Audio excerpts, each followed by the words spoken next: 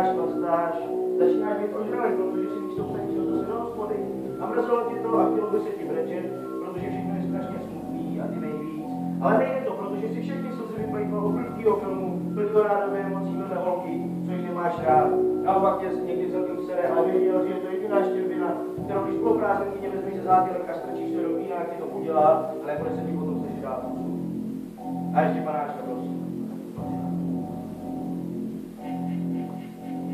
A u vedlejšího stolu se smějou cikánovi, co je oblečený v ušpiněných pracovních hadrech, strhaný 12-hodinovou šířnou na stavbě, jak tam sedí, přemýšlí a snaží se nevšímat si dlouho od vedle, protože má celkem správný tušení, že je lepší člověk než oni. A jediný, co ho mrzí, že oni si to neuvědomují, protože oni neví nic.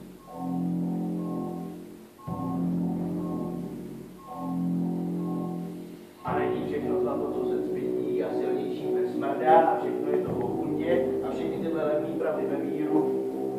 Točí se točí po zahulený místnosti plný potu, piva a střepů a každý chápavě přikivuje, protože neposlouchá a čeká, až bude moc mluvit on a snaží se zadržet lůkavý šupání žaludku, který chce ten zlatozelený koktejl dostat ven.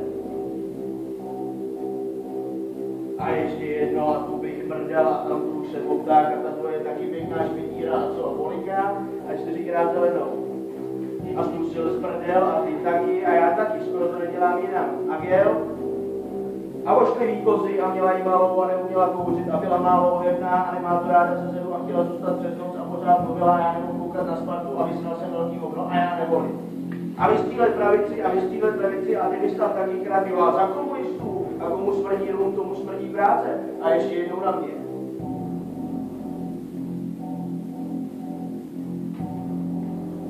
A točí se ti hlava a budeš si po sedmém pivu na špičky, přestože nevíš, že jsi na sračky. Když možná nejou, protože se ti právě zamlžil pohled a ukázala ti slza a je ti líp na to faktu, že všechno je špatné. A jak je to dobře? A o čem byste nám mohli povídat? Je.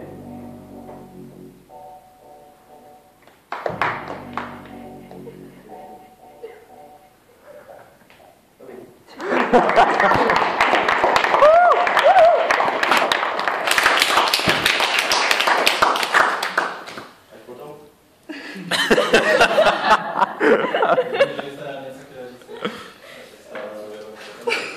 Já doufám, že to mluví samo za sebe.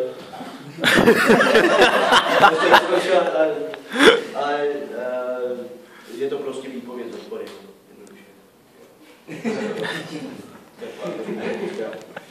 Děkujeme vám. A dáme si kontrastu, věřím, povídku.